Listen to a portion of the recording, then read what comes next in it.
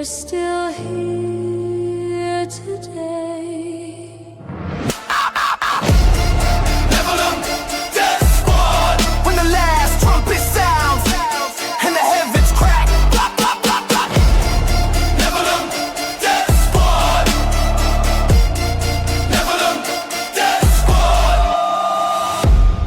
Death Squad. Death Squad.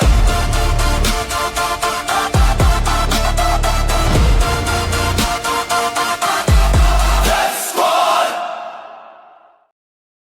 Welcome back, ladies and gentlemen, to another episode of Nephilim Death Squad. I am David Lee Corbo, aka the Raven. That is TopLobsta, the father of disinformation. Before we introduce these two guys that are sitting next to us, we can't be sneaky about it. I know, yeah, they hear. hide the guests. Patreon.com/Nephilim Death Squad. That's where you want to be if you want to support the boys. It's a great place to get a lot of value for your buck. Also, we do have a free tier, so I suppose you could pay us nothing if you want to be disgusting.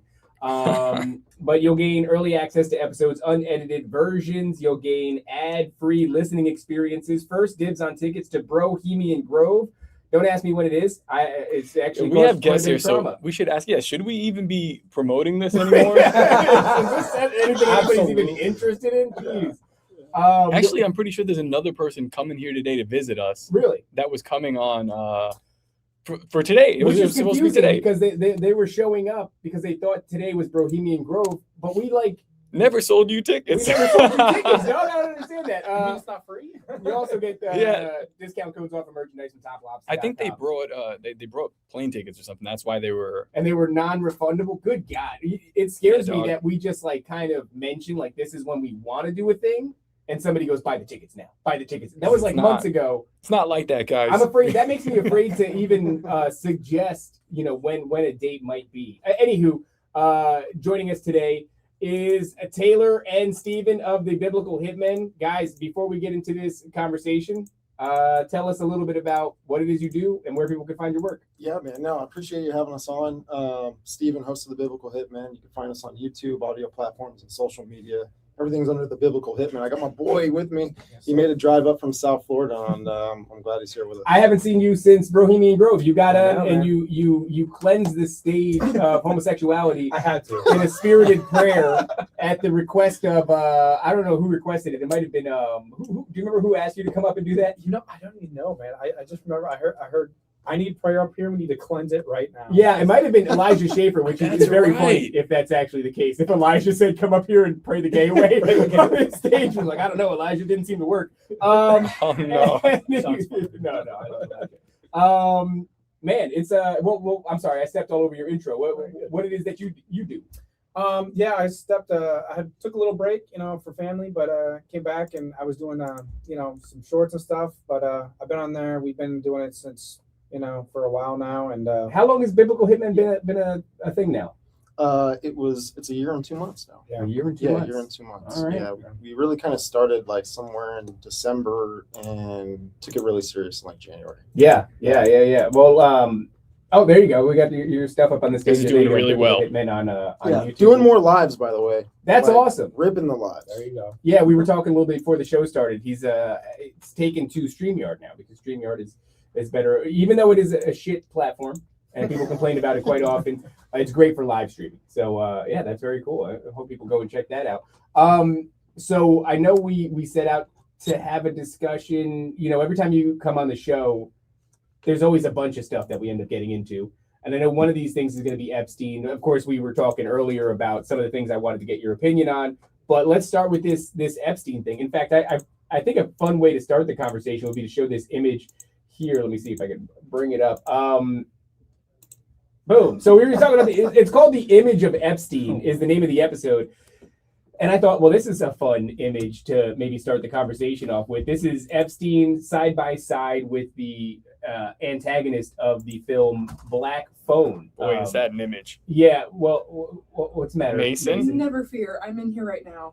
Oh. Viewers calling saying Yes. your audio is messed up and you guys are ignoring the comments. We we mics were are ignoring the messed up. You comments. guys need to get it together. Oh my God. Oh, no. Yo, how cool is that?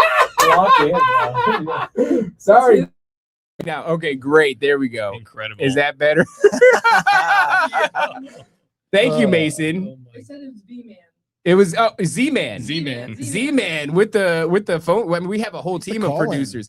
I began to. Do we have to redo this? No, we don't have to redo shit. People will get it when they The listen. Biblical Hitmen. The Biblical Hitmen. There we go. The There we go. shameless plug. We can start right there. You know what I've realized is, and I think I'm blessed in this way. I look at the chat, even though it's compiled of self-admitted retards, as sort of my counsel. It's like having a position in some sort of government, but then having a council around you. Yeah. What should we do next, chat? Yeah, chat. Is this real? Do we really not have our fucking mic selected? Anywho, so we brought up that image of Epstein, and that is a side by side with the antagonist from Black Phone, and people are saying that this character from this film is modeled after Jeffrey Epstein, and the character, just so people who might not have watched the film know, this is a guy that is, I do believe, kidnapping children, locking them in his basement. I mean, it's implied he's doing quite a bit of BFing. And he is, I guess you might call it demonically possessed. So, I mean, I kick it to you guys. What do you think? I mean, is that too uncanny, or is that just a silly coincidence? No, there's probably something there, right? There's always kind of a conspiracy wrapped around everything. But I mean, he does resemble so much in comparison with what was the name of the show? It's called Black Phone, and Black Phone. It's actually a film that I don't like, because it's so gruesome. Not like it's gory or anything. It's just like the heaviness of kidnapping children and locking them in your basement. It's super dark. I have a stomach for a lot of things. That one just it's hot dogs mostly. I have a lot of hot dogs in my stomach, but that whole thing kind of makes it, it's a little unsavory. Yeah, dude, this guy Epstein, man, he's I can't remember what exactly we talked about on the last show we did, and I know it was like the Divine Feminine stuff, which there's a lot of connections with Epstein and the Divine Feminine. What possibly his theology was of whatever religion of mystery that he was doing, but he's involved with underage kids, he's involved with underage women, and he's involved with Zorro Ranch, taking women to the ranch there. And I watched the Steve Bannon interview, 2-hour interview, and I recommend everyone to go watch, because it really tells a whole story, and he's telling you a lot. And he talks. Did you watch the whole thing? The whole thing. I actually watched it twice, and it's kind of really wild. That was like I think that was supposed to be like 24 hours of interviews, but only 2 were released because it's a documentary. So it was like, filmed over, I guess they had a pretty good relationship, but over many days, and who knows what we didn't see. Yeah. And he talks about how he got involved in the system, like this elite just cult, right? That's out there. And if people want to see an illustration of this, just go watch Eyes Wide Shut. And in that movie, Tom Cruise is being he's being initiated into it because of his skills. He's a doctor, right? They do this. They go out and they take people from whatever positions that they're involved in whatever business or whatever. The network's huge, and they recruit you into this stuff. And so I think he said that on the interview where he's talking about Rockefeller came up to him and was telling him he wants to start this thing called the Trilateral Commission, and that it's merging business with politics. Yeah. Right. And he got into this, and Rockefeller was telling him that the reason why he's creating the Trilateral Commission is because people in politics are in and out. Businessmen are going to stay there for, an empire of years, right? Sure. Like 50, 60 years probably, right? And then they We pass see to them their right children. now, Yeah. right? And in a lot of ways, they're more influential than the politicians are. Yeah. Because of that, the money, the impact on, Well, we were talking with Dave Benner about AIPAC a little bit, and he's like, AIPAC just scratches the surface. So those memes about how much the politicians gotten paid. Yeah. He said where the real money is AIPAC is keeping a list of these people, and they also have a list of donors and wealthy businessmen, different entrepreneurs. They follow AIPAC's list, and then they do private donations, which we can't track because there's no federal. And maybe that's what Bitcoin was created for. Maybe to fund these things. Hey, just easy. in I got Yeah. taking a beating. No, on hey, Mattcoin. Yeah. Invest in Mattcoin. Mattcoin. We actually can't afford to say anything negative about Bitcoin Coaster. anymore. Yeah, but just with Zorro Ranch and why he actually bought that property, he tells you in the interview, and he said that he bought it right around the same area of Los Alamos and Los Alamos laboratories and what they do there, right? This is like some Stranger Things possibly happening, or at least the science, they're trying to figure it out. And so he knew that Los Alamos was cutting funding for a lot of the scientists that were there, and they were losing employment. So he bought the property, bought Zorro Ranch, nested himself in that location, and he actually hired these scientists to do science about strange things. He said in the interview, he said strange things. That's how he like 4 or 5 times, man. And later in the interview, he talks about this dark brain and the capabilities, possibilities, and all this stuff with dark brain. He even compared dark brain with the soul. What I think is a part of mystery religion pertaining to salvation is that it's a Gnostic perspective where you have this divine spark. You actually have these hidden possibilities in you. You just got to find them, and you got to go into these conscious states and to find these things, right? And that's why he was involved with people with, evolutionary dynamics, psychologists, consciousness, phenomenal consciousness. He was in direct communication with a guy named Gino Yu. Gino Yu is in direct communication with a guy named J. Kevin O'Regan. And these guys are like, they're almost like transhumanists, occultists, right? But they're doing it in these other buzzword terms that a lot of people may not pick up right away. It's like but rebranding into scientific terminology or... Yeah. Okay. Yeah. And one thing that Gino Yu, right? This guy is like he comes from a game development background. He is a philosopher. He's into conscious studies and stuff. And this guy's he's Asian guy, right? You guys seen a picture of him or anything? No. What was his name one more time? Gino Yu. Gino Yu. No, I'm not familiar with him. Ginoyu. And he's all over the files and in direct communication with Jeffrey and talking about a multiple stage model that he's created based off of consciousness. Oh, geez. Why is this guy physiognomy once again? And by the way, I don't even think his website works anymore. This guy's like on the run, I feel, because He's got a Twitter. lot of it's a weak Twitter, right? I mean, mine's weaker, but anyways. Yeah, that's very weak. Follow. Follow. Let's see what you're up to. Get him on the show, man. Right. Hey. You won't. I love that. That's funny. What are you doing? He looks like a dude that is, his images are AI generated. He doesn't look like a real dude. That's kind of weird. Or he's wearing a mask. A mask maybe, or I don't know what the hell is going on. So wait, what's this guy about again? So he's about consciousness, and he's created a 5-stage model where I believe it has occult connections to what's called Axiom of Maria, which comes from a Jewish mistress from way back in the day. Axiom of Maria. Axiom of Maria, and these things are actually on Epstein's blackboard inside his library, right? The axiom of Maria is a foundational alchemical formula.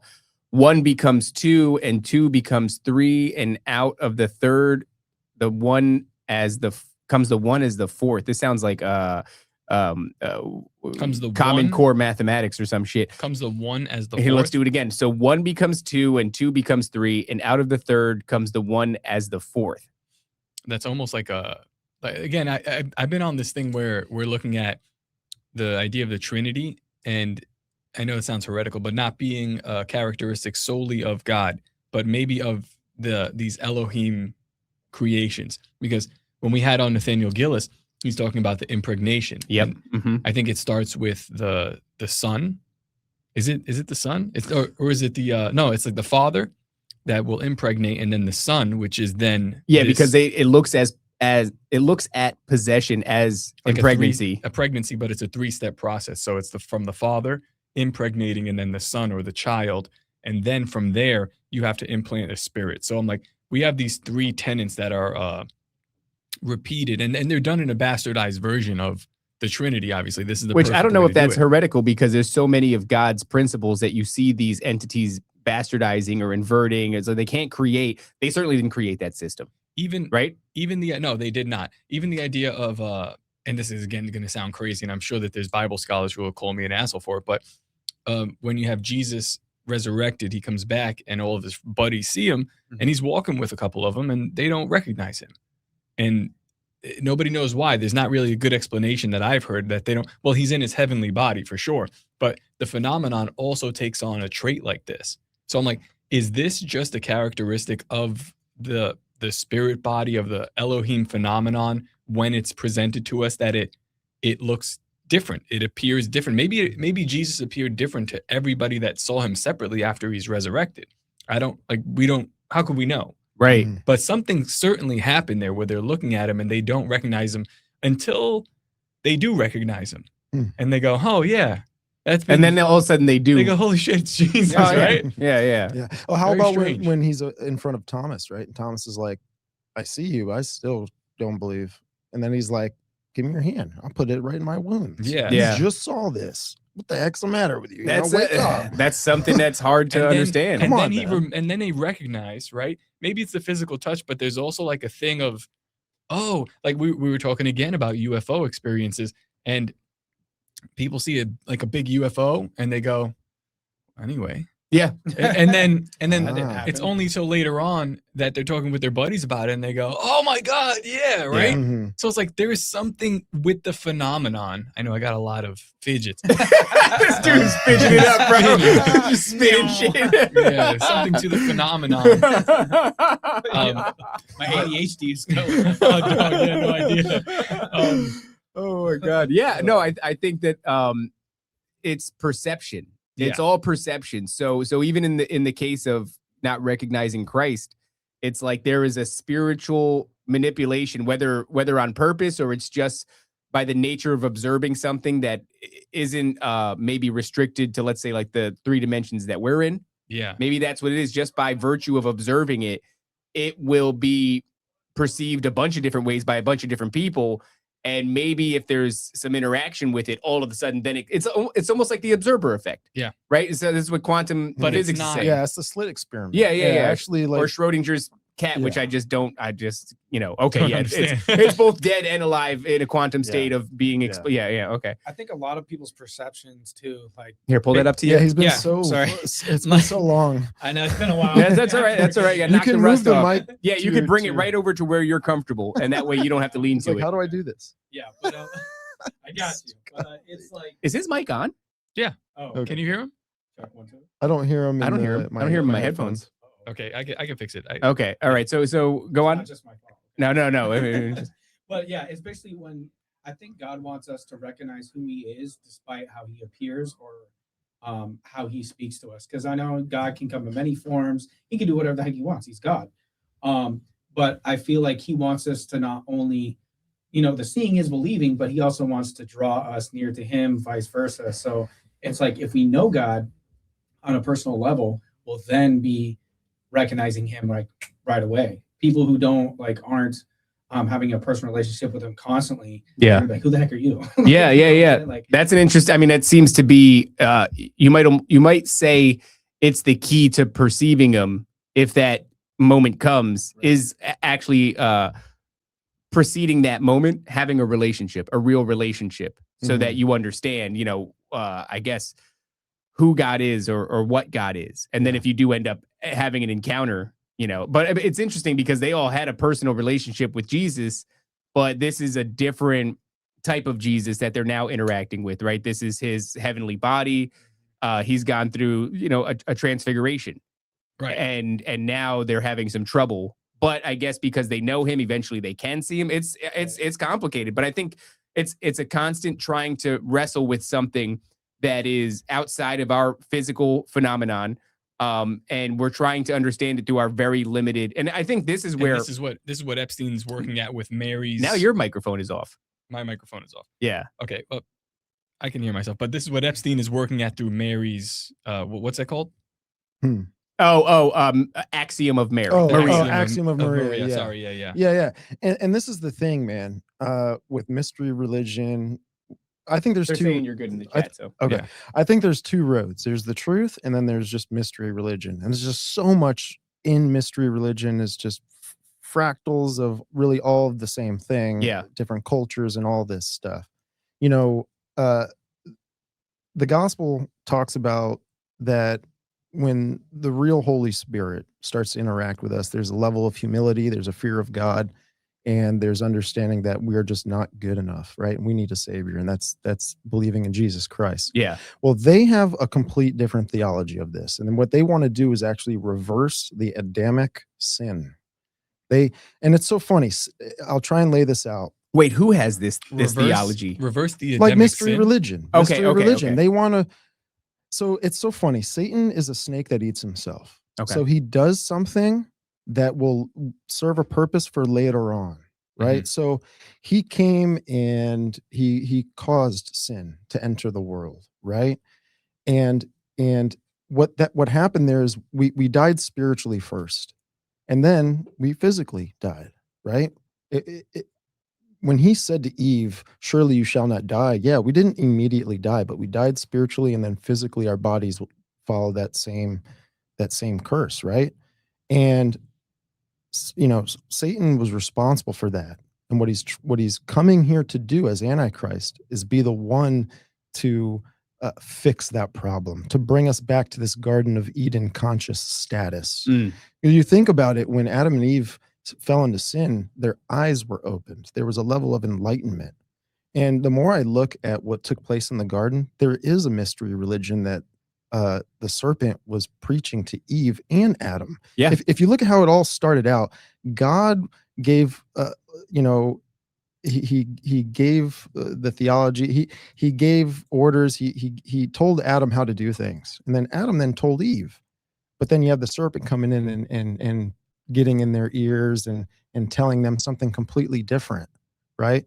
And so Satan serves as like an evil part of his agenda, and then he also serves as the light.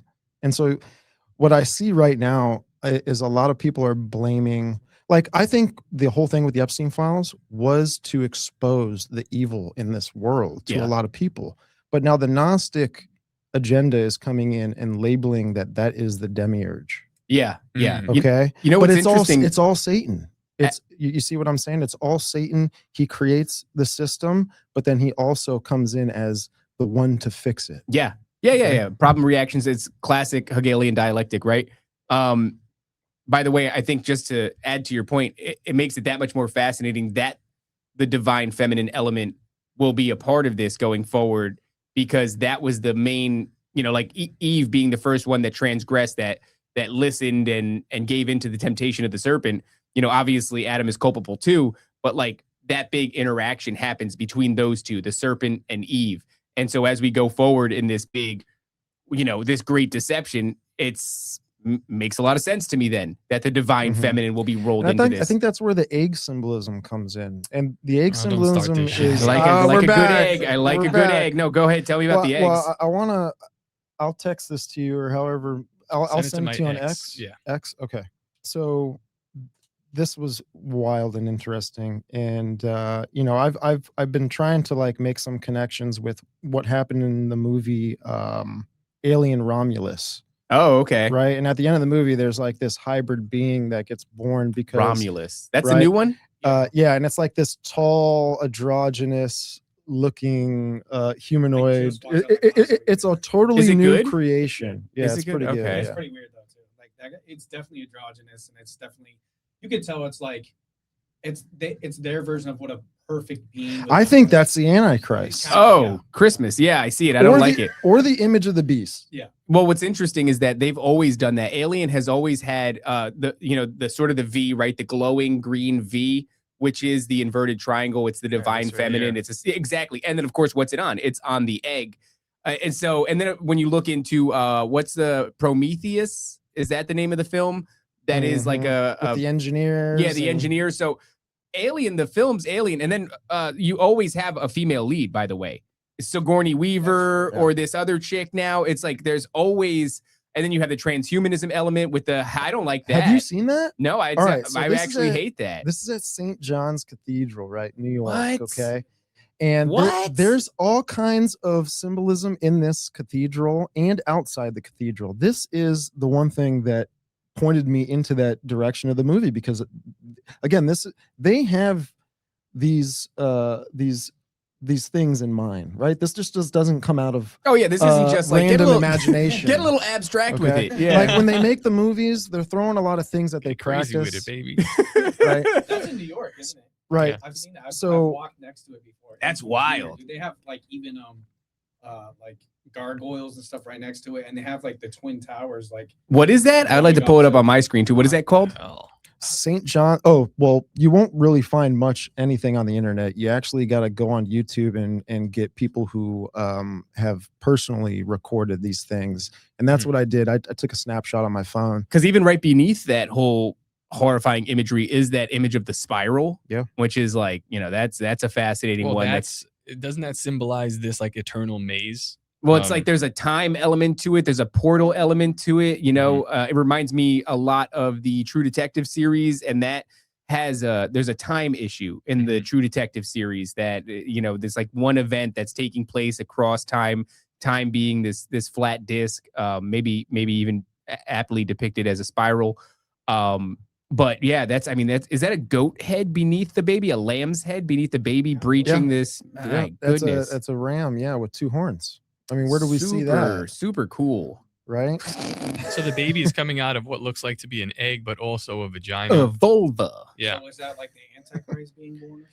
I think that's what they're saying, man. Yeah. And the egg is what I think is to represent the divine feminine. If we're thinking about this, if we're thinking about how's Lucifer's going to mimic, counterfeit, and then invert everything God does, right? Yeah. So if Christ came through the Virgin Mary, we will see the Antichrist do something, you know, to mimic, counterfeit, and invert that. Yeah. And you know what's so funny?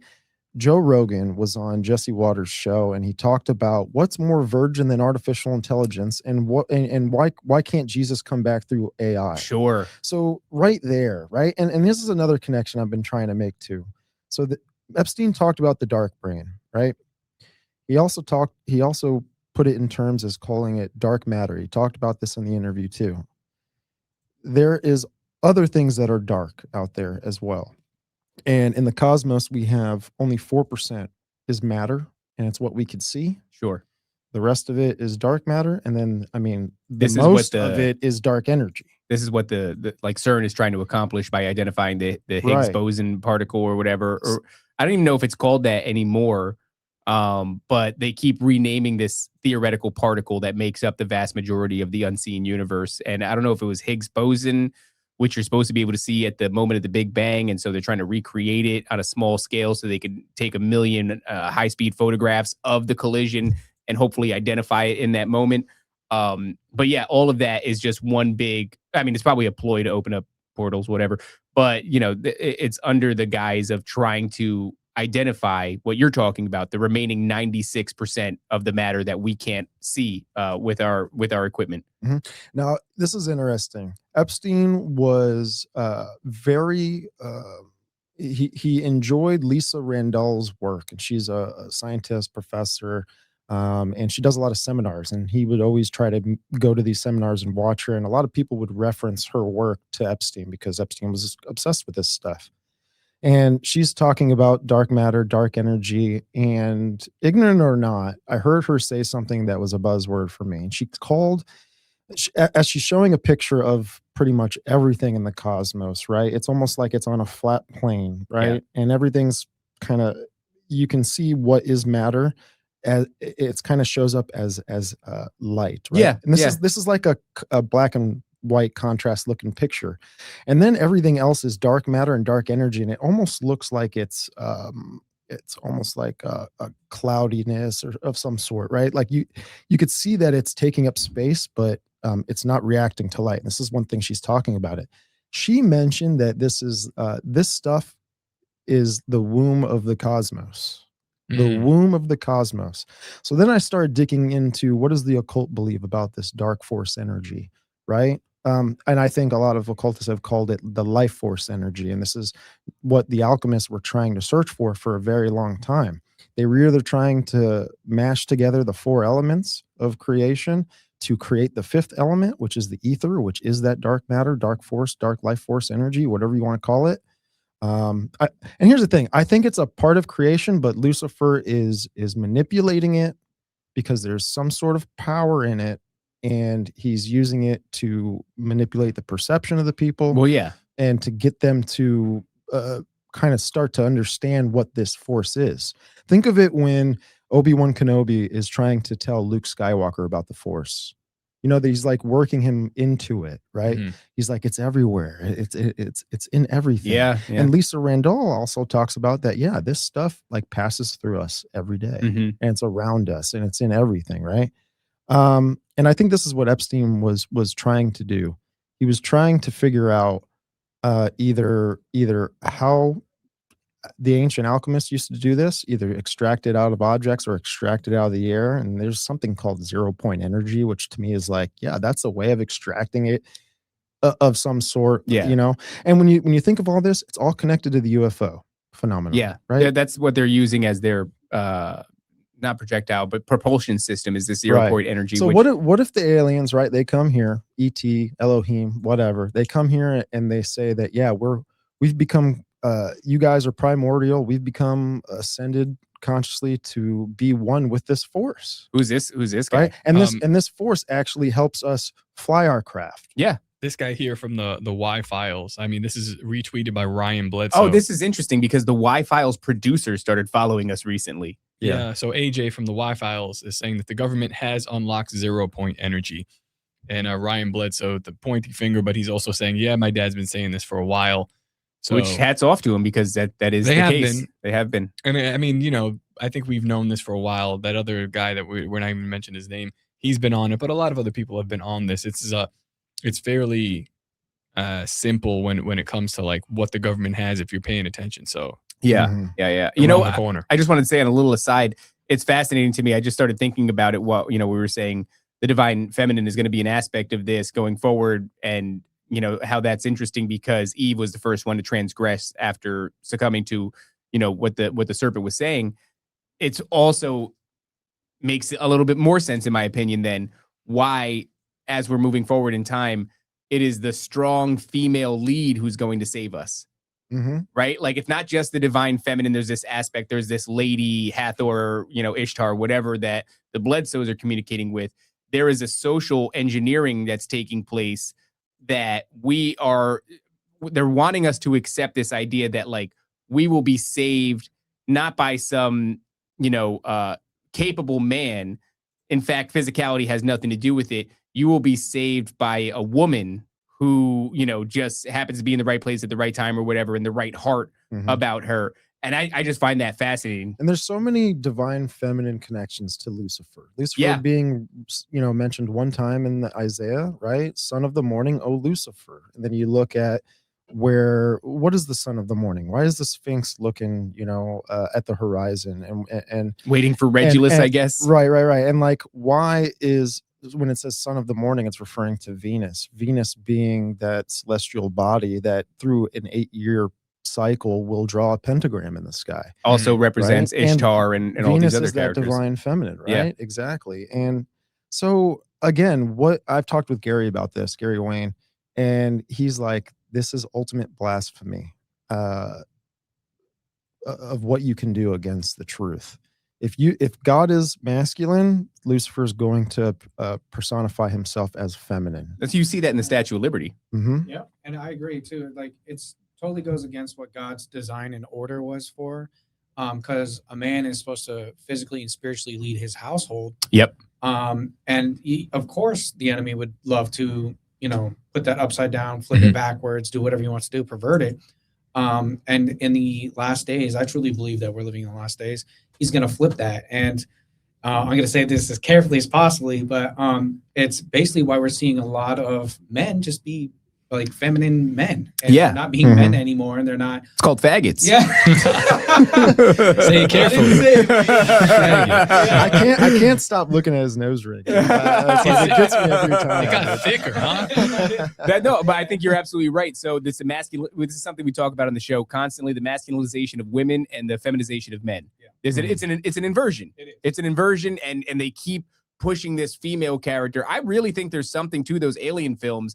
They were some of the earliest films to give us a strong female lead in Sigourney Weaver.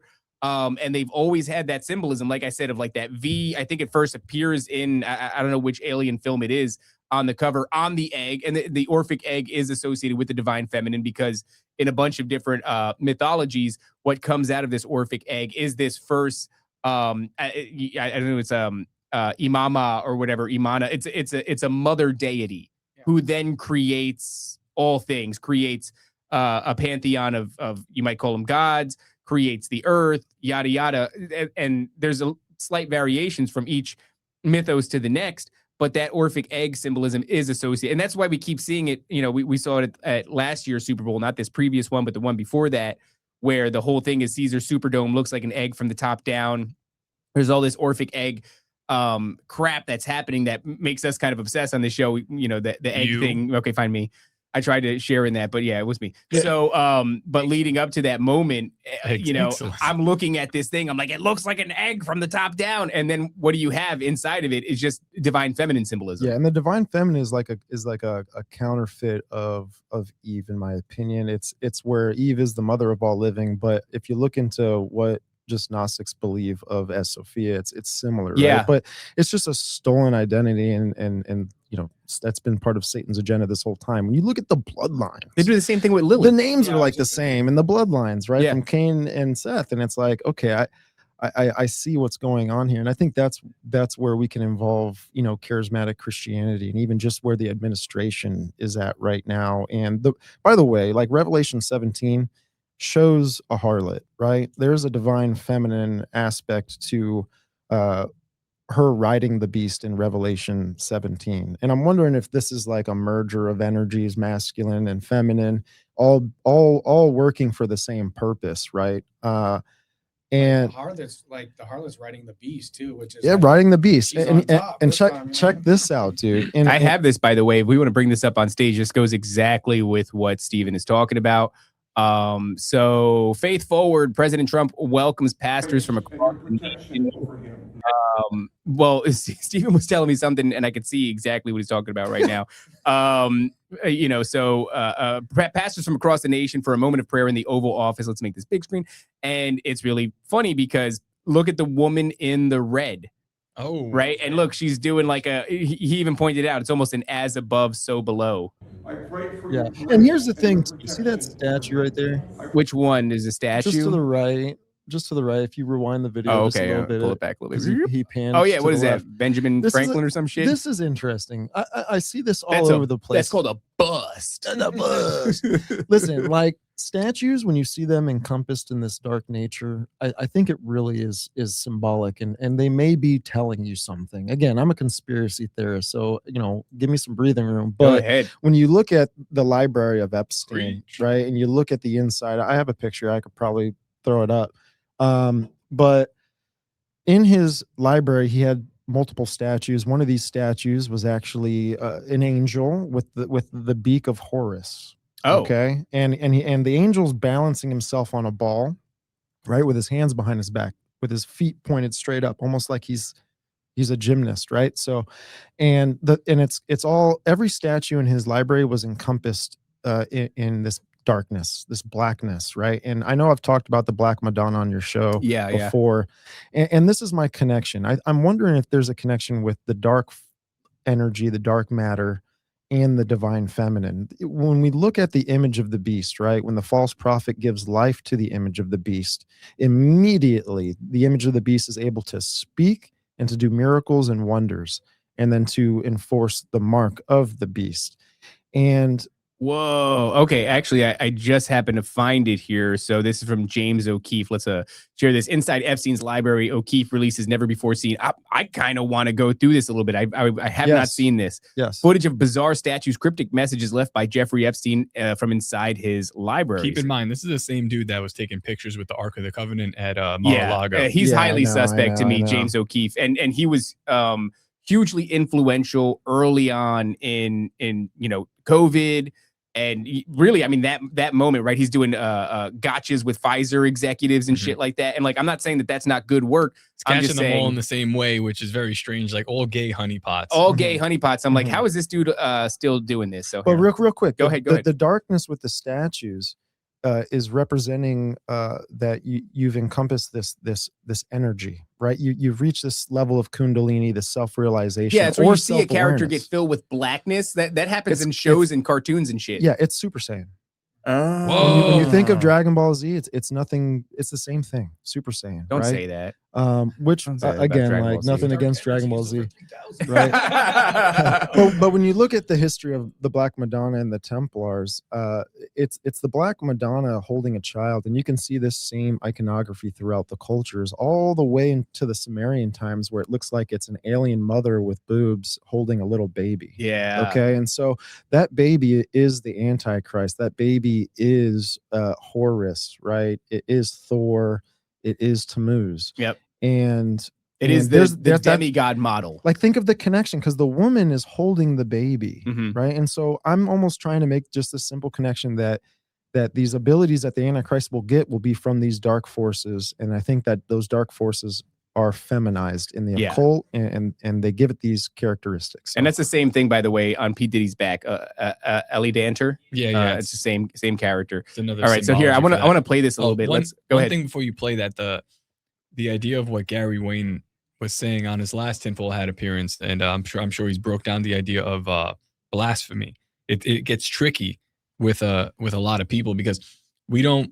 When you say blasphemy against the Holy Spirit is a one unforgivable sin, you're like, all right, what's that mean? Like, me and David go to church and we make fun of them talking in tongues all the time, because it's a little strange. It's a little Sometimes strange. There's demonic tongues and, like, God filled Holy Spirit tongues too. Like, Sure. the devil always has a copy of But there's also just sometimes people, like, I always talk about this on the show.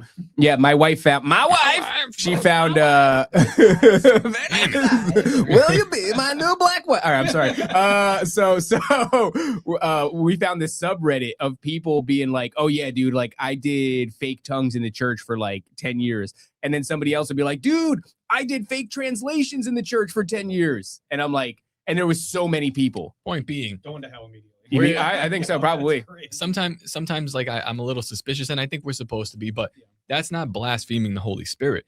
Blaspheming the Holy Spirit is taking the Holy Spirit and then attributing feminine aspects to it to confuse people. Right. Mm. That is an unforgivable sin, because you're doing this with the intention to deceive, to draw away from God, to split one of God's three personalities away from him. Well, this and is what draw the people towards Bledsoes are that. doing.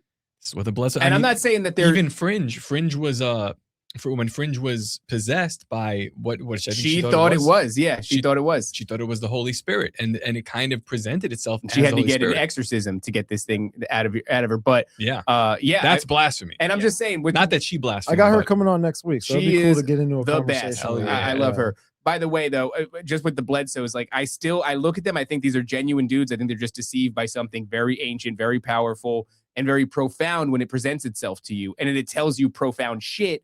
I think they're just all wrapped up in this. And then, of course, in this Iran-Israel exchange and the orbs that are seemingly coming back now, they were told this a long time ago, that this would come to pass. So this woman, this lady, is telling them, oh, there's going to be a war with Iran and Israel. And when that happens, orbs are going to stop. And eventually it's going to, they're going to get involved, I think, with this nuclear exchange, and they're going to save the world. And so, not only is it telling you profound things, seems to be giving you predictions, prophecies that end up being true. Just once again, you don't understand the nature of this thing. This thing is deceiving you. So I don't know if I wonder, blaspheming, if something deceives you versus blaspheming knowingly deceiving people. I think blaspheming is it's the knowingly deceiving, but Yeah. even more important, it seems like it's specifically attributed to the Holy Spirit, or when you do that to the Holy Spirit. And what is happening now with the divine feminine is not, you can't confuse people with Jesus Christ and the divine feminine. That's Right. very obvious. Or God. God is a very masculine figure. Father, Mhm. God the Father. But Holy Spirit, you can. And this is what is constantly being inserted. Why and do you think flipped Paul around. was writing to the churches all the time? Right? Like he knew what was going on, because people were coming back to him and reporting what was going on. And why he kept writing letters to these churches was to refine them and to reprove them, right? And that's what we should do as Christians. And here's one thing that Albert Pike wrote about, and he said that this divine life force energy has been called a lot of many different things. And he said the Gnostics refer to this divine life force energy, this darkness, this dark matter, whatever you want to call it. They call it Holy Spirit. And throughout the Bible, I'd encourage people to do this. Word searching is fun when you do it in the Bible. Type in the familiar spirit. Okay.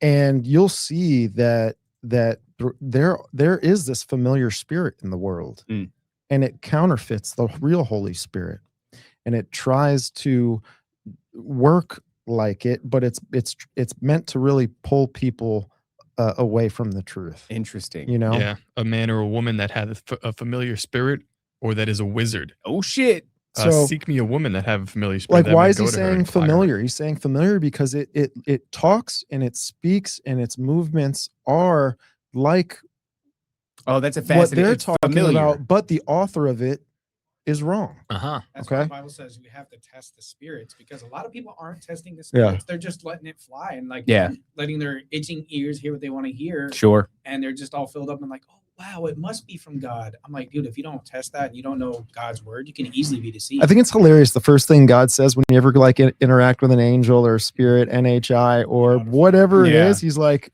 ask them who they work for. Yeah. Or it's That's like, the only thing. what's L.A. Marzulli say? Rebuke first, ask questions later. You know, and that's a safe thing. I've been looking at it a little bit. I gotta read Jeremiah. I just can't read. Jeremiah 7:18. The children gather wood, the fathers kindle fire, and the women knead dough to make cakes for the Queen of Heaven. The woman, plural. To make cakes for the Queen of Heaven, and they pour out drink and offerings to other gods to provoke me in anger. So it's like in the Bible, there is this precedent for the Queen of Heaven, but as I'm looking into it, it never appears to be a good thing. Yeah. Like it almost seems like the people think they're doing a thing to the Queen of Heaven, but all they're doing is provoking my anger. I've noticed a lot of Catholics have that too. They call Mary like the Queen of Heaven. It's like almost like this mother goddess worship. Yep. And that's, not dissing on Catholics, but no, go ahead. A lot of unbiblical stuff too. I'm gonna just say it, but like the thing is, that's why it's so important to have a personal relationship with Jesus. It's like, screw these denominations. That's not going to get you to heaven. There's too much traditions of man like being injected into the churches that people are believing into these whole like crazy ideas, like mother goddess worship. You can easily get into that. And that's why we have to test the spirits, man. You have to say Christ is Lord, Well, that entity that the Bledsoes are interacting with, the lady, it is also identifying itself as Mary. So it's identifying itself as the Holy Spirit, as Mary, and then also as Hathor, also as Ishtar, which I'm like, how do you see bird leg lady and go like based? Yeah, I like it. That's the lady has bird legs. Ryan she Bledsoe, must be cool. If you're watching this, we want to talk to you really bad. I would love to talk to that. There are dude. people saying that we're going to disrespect him. That's not no, the case. Hell no. We've had like 500. We've only disrespected Timothy Alberino. Well, okay, maybe that's a stretch, but on the show, like in interactions. Yeah. No, dude, just because I think that I think he's having a real experience. I think he's really being imparted with this information and prophecy and knowledge and all these things. We don't even have to talk about the idea that like, I think this thing is deceptive, because what happens is you go, I don't think so. And I go, I do think so. And then we go nowhere. I want to know about your interactions with this thing. I'll make my own decisions, after our conversation about the nature of things. I'm not going to try to talk you down off of how am I going to do a better job than a bird-legged lady? You know what I mean? I gotta know. There's no way I'm going to talk him down off that ledge. And that's like, you'd have to debate somebody in order to change their mind, but debate doesn't change anybody's mind. I just want to talk to the guy because the testimony is fascinating. It's fascinating, and I believe it. And there's a lot of people that are like always asking them questions, and I'm like, I feel like they're not asking the correct questions. And it's not gotcha stuff. It's just like, I am genuinely curious, not just to the nature, but like the fine aspects of how these things are appearing to you. Yeah. Like, we're getting a very like wide picture about what's happening here. But I just want to ask a couple more questions. It all connects to that idea of that divine spark, and how that happens is because even the Bledsoes will tell you, and nothing against them. I do like. Lately, I've been kind of criticizing their narrative, but I called them Ryan Fatso for a number of episodes, and then I was like, "Oh, dude, wait a second." Like, they're doing the same against Christianity, right? So it's a friendly war. They kind of are, and they aren't respectful. That's the part that breaks my heart. Is like, they're like, "Oh yeah, we love Christ," and I'm like, I think that they do, but I think that they're just. But they don't believe in who Christ is. That's the problem. There's Yeah. a Right. form of godliness, that people put on, but you gotta go all out or nothing. Yeah, it's like, are we talking Mhm. Jesus Christ from the line of David? Like, are we talking about that same character? Because I don't think Well, how the they hell are. would they know? I mean, this is when we're Well, they talking probably about, get Pleiadian Jesus from this bird-legged bitch. That brings But up when we're something I talking wanted about to- sin is just like the miss of being off 1 degree or like 0.1 degree. If you're shooting 100 yards downfield and you're off by just 0.001 degree, It's going to be you're huge. going to be yeah. off by a foot. Huge. You're not even going to hit the target. So it's Yeah. like, Small lie and a big form of truth, you're just gonna Mhm. pollute the whole thing. Yep. my question to them is like, again, I don't know these guys, but like, they're clearly their aim is off. How off is it, and is it on purpose? It just doesn't feel like. But on I'm not I gonna- mean, purpose. the wouldn't- Bible says it. The Bible says that there will be seducing spirits. There Yeah, will be dude. doctrines of devils. And you know what? I appreciate God for putting me through the path that He did, because I felt it. I felt what they've felt, but they've given into it. Mhm. And I felt this That in pull, that 2017 allure. when I manifested a UFO myself. Okay. Go ahead And now. that- Now and- you have to go ahead. And that's the thing. Like, me and Jesse, we went out to the Calico Basin, which is just on the east side of Las Vegas, and we went out there late at night. Making bad decisions, and we go out there after we watch the Balthazar documentary by Yeah, Jeremy dude. Corbell, Yeah, I'm gonna yeah, do and yeah. we're that like, shit. we're gonna see something. And guess Gonna what? see I something. saw something, and it moved in ways that I knew it was conscious, and it knew what we were talking about. And I tell you what, I wrestled with that for like 6 to 8 months, man, Yeah. before God actually showed me what the truth is. And I prayed for that because I felt a wrestling. I almost felt like it was like Jacob and the angel of the Lord just wrestling, dude. Yeah.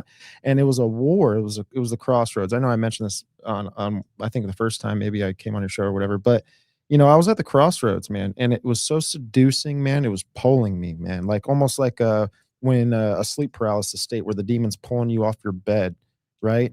And this is the thing.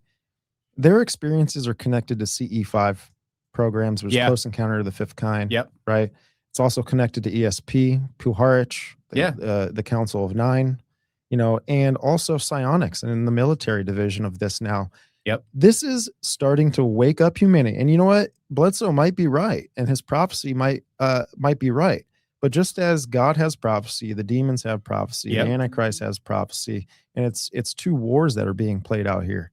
And through all of those things, you are starting to hear the narrative where humans actually have these hidden possibilities, but it's up to you consciously to activate them or not. And it's the same Gnostic view with this divine spark, right? To reverse that Adamic sin, to get back to that conscious state of where we were in the garden before sin, right? I think even like the telepathy thing and all that is all part of that shit. It's like Yeah. getting access to faculties that, maybe God is muted or shut down, thinking of like the Tower of Babel or something like that. Having this telepathic communication between you and your fellow man allows you to erect a Stargate I to will say the we heavens or should- some shit. We need to write a law of some kind where like Timothy Alberino is not allowed to write about this shit anymore, because it's like, the more I look at him, the more I'm just like, I can't stand this. Like, he's like, I'm writing the foreword to every extra canonical text ever now. And I'm just like, with fucking what money? But like talking about the Tower of Babel, did you know that it was actually 8,000 miles high? And this is like, how, because it says it in the book of Jubilee. Yeah. I mean, that book is like kind of on shaky ground anyway, but go ahead. But that's the and thing, is spout like it he as doesn't even truth. he believes that the garden was an analogy and Yeah. all this. There's so much about the Bible that he doesn't take literally, but then when he looks at the extra canonical books, he takes it very literally. Mhm. And the problem here is that when he's going to get into this and explain this to the normal folk, they're not going to understand. Yeah. And it's just going to be more confusion and obfuscation. So what you're talking about here will never even be heard, because it'll just be bullshit in the front. And the Yeah. Bible's so like you can't just cherry pick it like that, because there's a lot of stuff that there's a part of history, there's literal things, there's spiritual things, there's allegories, all sorts of stuff. So, if we're cherry picking and doing all this stuff, you can easily get lost in the sauce and just like make up whatever BS you want to make up at that point. Well, a lot of what's fair to do in that situation is to go like, I'm a man who's on the planet for 100 years. I don't understand everything. And I give it up to God, and I pray that the Holy Spirit will reveal things to me, not to suddenly portray yourself as an authority of, information on the topic, and then to paint the Bible as, you're cherry picking, you're going through, this is allegory, this is not. When there is allegory, there is symbolism in the Bible, obviously, but like to say this is allegory, and then to go to these extra canonical books and be like, and I'm taking this information to paint my historical worldview, is like, all right, well, that's you've taken a creative liberty, Mhm. and now you're painting yourself as an authority. And that's where these things get really problematic, because now you're leading. Like, I'll constantly tell you on this show, I don't know. This is what I suspect is going on. Could be wrong. Not here for a very long time. God asked Job, where were you when I laid the foundations of the earth?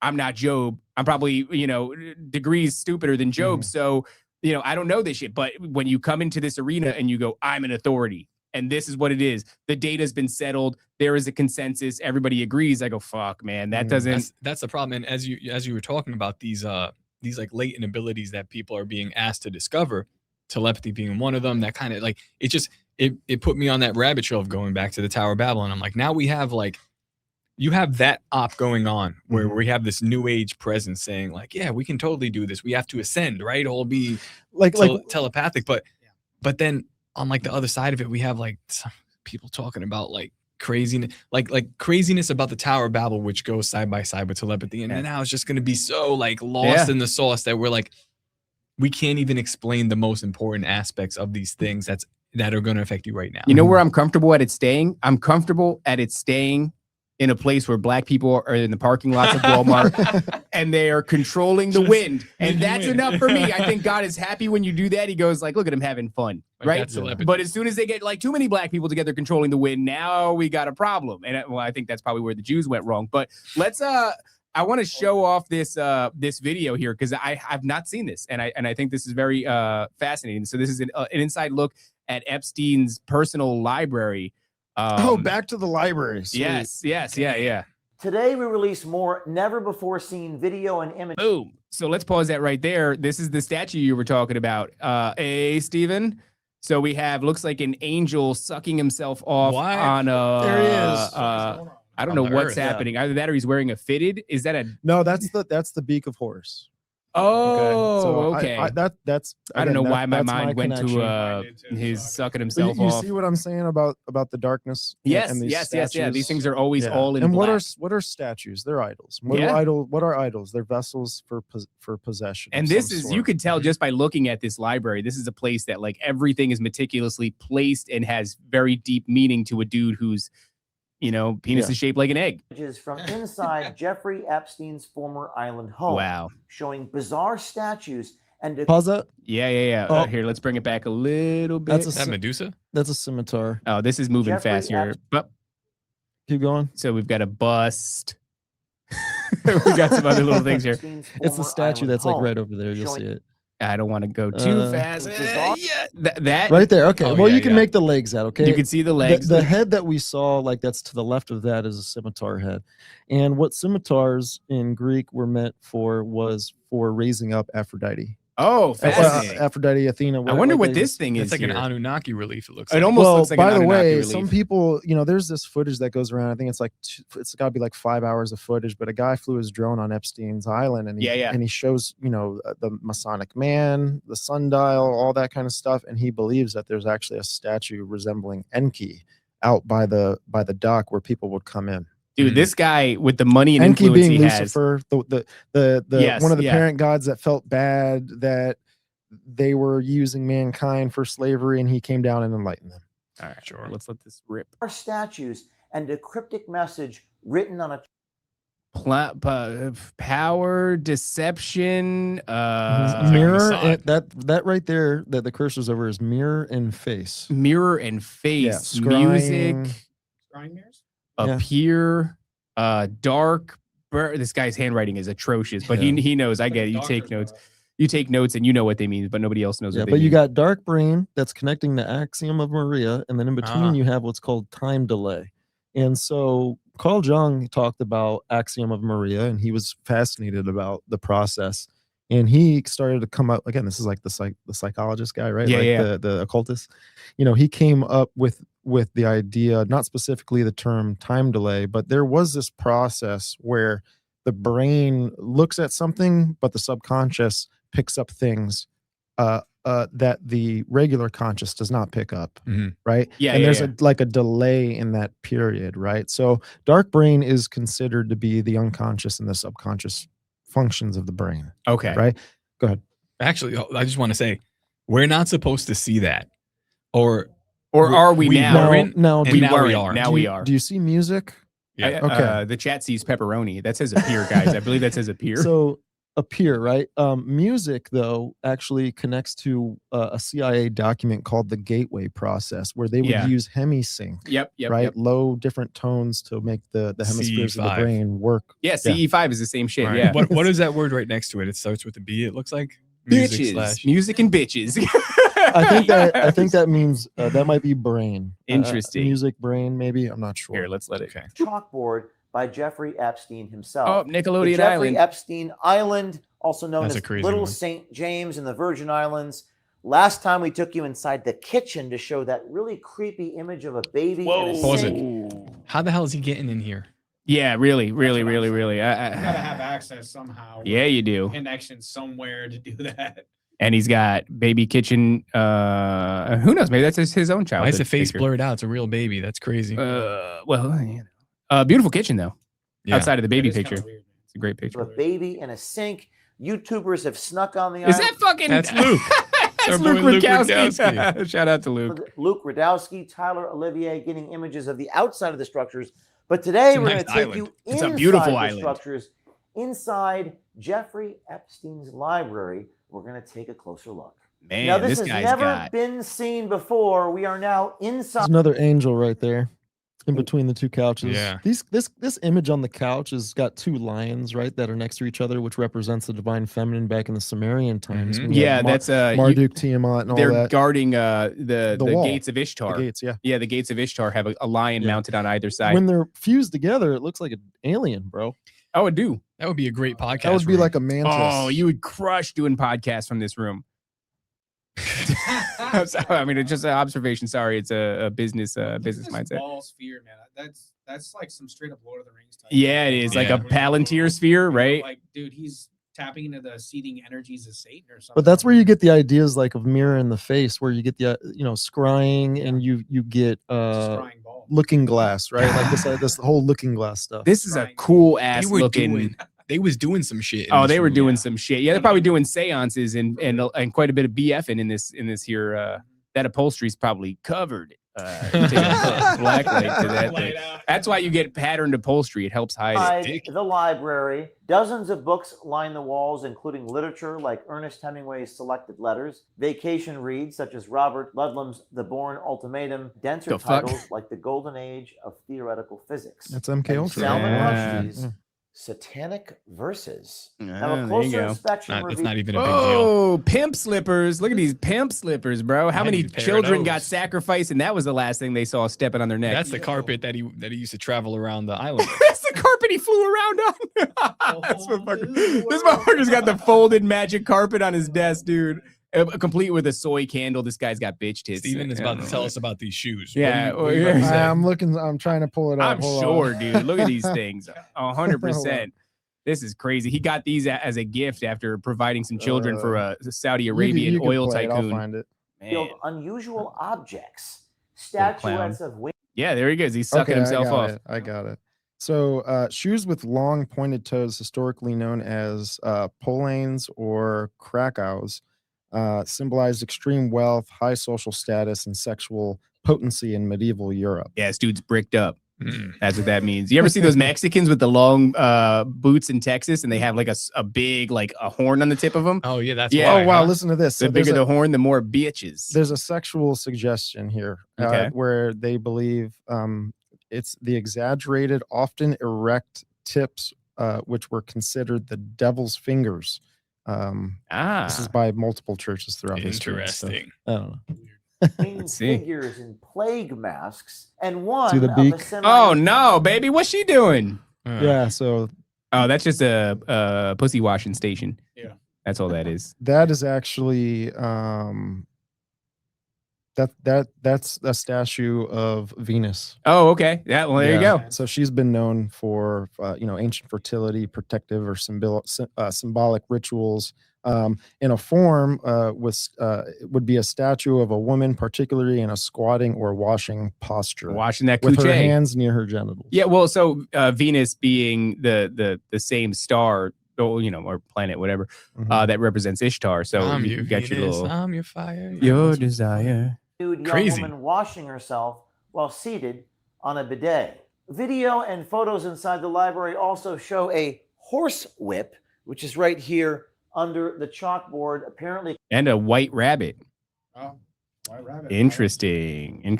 This place is riddled with You symbolism. think they set it up like before they film all this crap? I think so. The white rabbit is knowledge, you know. Yeah. But I think it's Like, it's put the a- whip there. I think don't it's know. a fake, a false knowledge, because I've come to this place where like the rabbit leads you down these rabbit holes so that you don't ever fucking come out again and see the, you know, the light of God. Yeah. Man, interesting shit. I don't, you know, it is fascinating that we're getting all this now. I'm just kind of scrubbing through it to see if anything. He's like unpacking some of this. But this guy's got a whole ass. He's just proving that the handwriting matches some of Epstein's personal notebooks. I don't know what it is, but something about this guy is a bit of a wanker, isn't he? O'Keefe. It's his fake nose. Is that what it is? Is his last name really O'Keefe? I wonder. Maybe. O'Keefestein. Yeah, man. So I mean, really cool. I'm not gonna lie, really cool looking library. Makes me feel like we should consider redoing some of how the back library looks here, just because it's very aesthetically pleasing. Maybe not with the coochie washing station chick and the Osiris statue. Yeah, and- all that kind of the. I want to mention something. Go ahead, mention a couple of things. These elites, right? The whole point of the adepts and the hierarchies and the degrees and all of this, is to secure, protect, and pass on the Luciferian doctrine. Sure. And when you have Chris Bledsoe discussing where he got this vision from the lady when he starts to see missiles flying from Israel and Iran, that these are when orbs are going to come out of the oceans, and this is when a new knowledge is going to be brought into the world. Sure.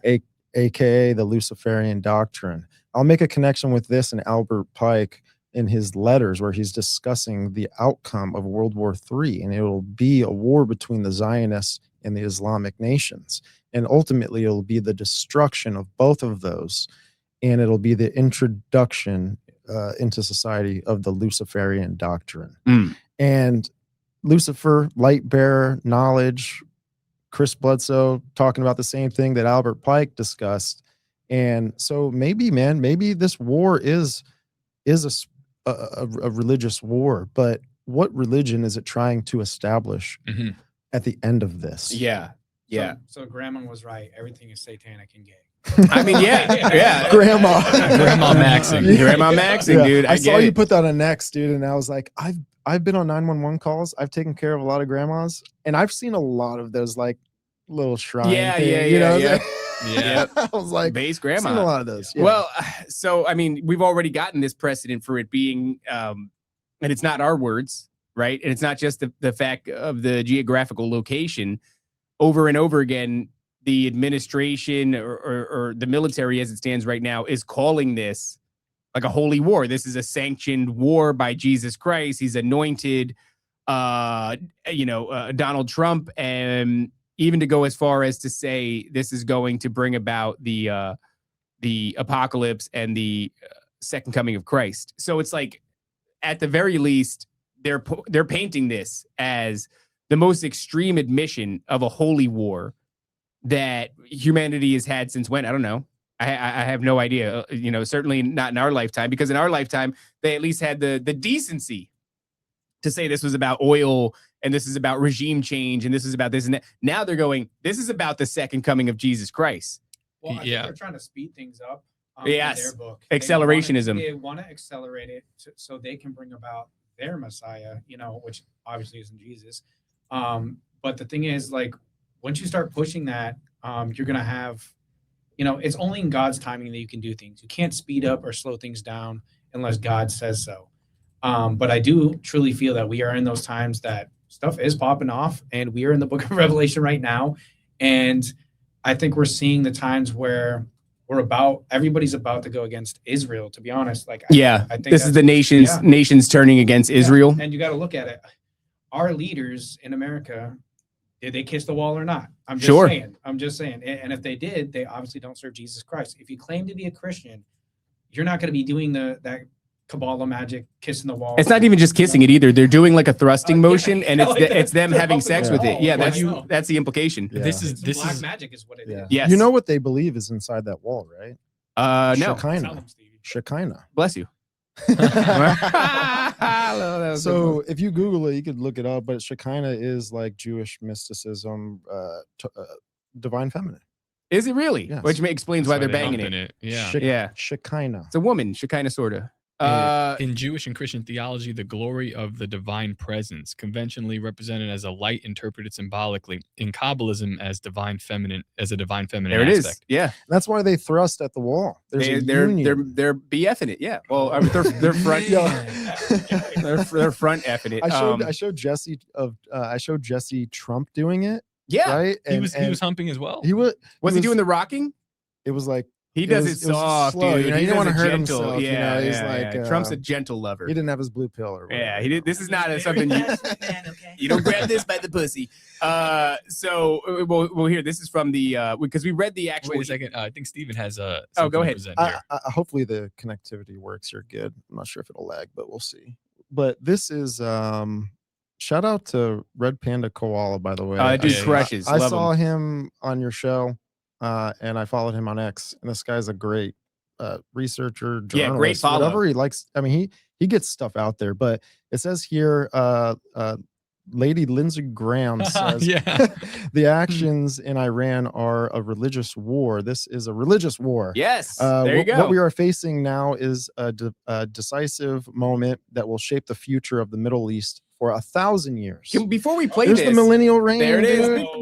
Before we play this, I want to ask a question. It's like, did we really cross a line in culture where this sort of thing is receptive with people? Because, you know, we were talking about the Christian nationalism thing and everything that rised out of like the Charlie Kirk assassination and people's feelings and their galvanization towards Christianity, whether or not it's for the right reasons is a different conversation. But was that really so significant as to create a fertile ground that people would be receptive to Lindsey Graham coming out and saying this is a religious war? Because I thought this nation was made up of atheists and agnostics and fucking Buddhists and all kinds of gay stuff. But did we finally cross the line where there's enough of a Christian sentiment that he thought this would be well received, or is this being well received? It is. I think by a lot of Christian people, this is being received as like, yeah, this is what we've been donating to with our missions ministry. Right. From the outside, I mean, from us, we're not necessarily outside. We are Christians, so we're kind of looking at it and we're going, no. So there's a bit of a split there. But from the outside, there are people looking at this and going, these Christians, this entire thing has always been a religious war, and this is what they've been after the entire time. So now the Bible was true to begin with. yeah. They're just realizing it. But I've noticed too, and I believe Stevie's noticed too as well. We've seen a lot of like Christianity that is almost like this fakey, like cultish Christianity, almost like this grifter type of. It's just New Age repurposed, man. Repurposed. Yeah, exactly. And it's not. It's something opposite of what God created. You know, it's almost like a mainstream Christianity. Yes. Like, and it's just like everybody's hopping on the bandwagon and be like, oh yeah, I'm a Christian too. Like, you know. Well, this is what I've been talking about. It's like Christianity for the sake of rebelling against cultural norms that you're not into, right? Like leftism. So it's a rebellion against a political and a cultural disposition that we've been locked into for like the better part of a decade, which is liberal ideology and, you know, gender ideology and all this crap. Yeah. So it's not a love for Christ. It's not a seeking of God. It's a fuck you to a previous system. And I don't know. I think God uses all things, and plenty of people will find their way to God in that. Right. But like, yeah, this Christian nationalist movement is much less about finding God, repenting, you know, being called or any of these things. It's much more about fuck this old system. Right. Yeah. And I feel like they're trying to use that to bait and switch a lot of people to. Yeah. And just be like, oh, look, he's a Christian nationalist. I knew it, blah, blah, blah. They're literally trying to Christian extremists. Extremists. Yeah. Yeah, because God forbid. Like, look at these Bible verses, the falling away, right? Then the son of perdition will be revealed. Then you've got, you know, John 5:43. I am come in my father. This is Jesus talking. I am come in my Father's name, and ye receive me not. If another shall come in his own name, him ye will receive. Oh, interesting. They're trying to bring in something else. Yeah. Okay, Something and that there- looks like Yeah. Christ, looks like Christianity. You and know? I think it's Luciferian doctrine behind it all. Like when you look at Genesis, and when the tower is being built, there's something happens just before that, and the people come together. It's that Nimrod doesn't make the people come together. He's not this authoritarian ruler and making a slave race to build this Babel. It is the people, the nations, and the different cities around Babel at that time came together. But they came together under what I think is like the Luciferian doctrine, because the common ground for the Luciferian doctrine is unity and balance. And you see that playing out there with the Tower of Babel. Coexist. Coexist. You know, the bumper stickers. And it's an idea of gnosis too, because that tower was meant to reach up into the heavens. The Bible's clear on that. And gnosis in at the end of it all is bringing heaven down to earth and meeting in the middle here. It's So- interesting because it's Stranger depicted Things. by the Yeah, dude. it's depicted by either the tower or Jacob's ladder in the mystery schools Yeah. and in Freemasonry, or the Sephiroth, which is the same thing. It's just a tiered system of enlightenment. But what does it go from the earth to the sky, or from the earth to the heavens? Mhm. And it bridges the two realms. Yeah, it's the same shit over and over again. Let's play this Okay. video of Even in the Dark Tower series by Stephen King, there's a Dark Tower. dark tower that goes up to the heavens, and it holds everything together. It's very strange. All right, let's check this out. This is a religious war. Who wins it at the end of the day? Do the radical Islamic terrorists who want to kill all the Jews because God told them to? Who want to kill me because I'm an infidel? Who want to purify Islam, to reject moderation and make everybody a jihadist? This is a big deal. I'll deal with Section 230. So what we're facing right now is a moment of decision that will set the course of the future of the Mideast for 1,000 years. This is That is a religious. That is 100% a gay man. But I find it fascinating that the culture is primed as to accept that sort of a thing right now. That is really fascinating. We don't have to pull this up, but this is from the Independent. It's something from the UK. Okay, we pull up. So this is just a recap of what happened with that speech to the military about Trump being anointed. So a military commander told a group of non-commissioned officers that President Donald Trump was anointed by Jesus to light the signal fire in Iran, to cause Armageddon, and to mark his return to earth, according to a complaint filed with the Religious Freedom Watchdog. The anonymous complaint was provided to the Military Religious Freedom Foundation by one of the NCOs in attendance at the Monday briefing on behalf of 15 troops, 11 of whom were Christians, Muslim, Jewish, and Isn't two it so atheists. frustrating, because it's like there's clearly there's a fake Christianity that's being brought in Yeah. by the Donald Trump administration, and I have to now look at my fucking liberal family who's been calling him Hitler and the Antichrist for the last 10 years, but inaccurately. Yeah. Like, You know we what I called mean? him the Antichrist, but we did it accurately.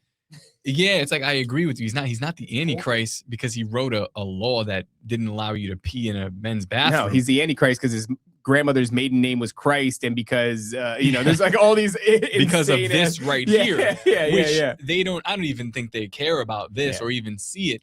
And it's just like, I'm gonna have to swallow a lot of my pride and be like, I guess, yeah, you were right. I mean, but like we all kind of knew, but like I had to keep telling you to stop because they're criticizing him from a very bad, nonsensical angle. Well, if this that is makes like any when sense, right? you would say Trump is like man bad.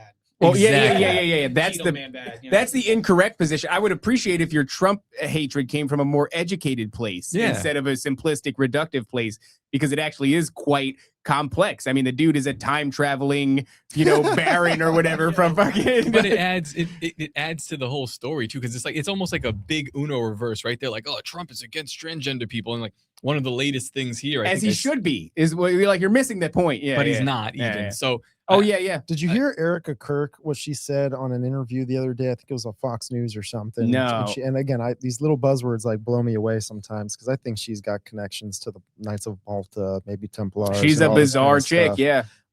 And the way they're running TPUSA is nothing. It's the same exact thing that I see in ancient Babylon when Semiramis took over the rule of Babylon, right? Rough. Became That a is rough. warlike goddess. and changed her character and personality, right? And what's crazy too is in the Bible when it says the abomination of desolation happens, it gives Talking us about Erica Kirk.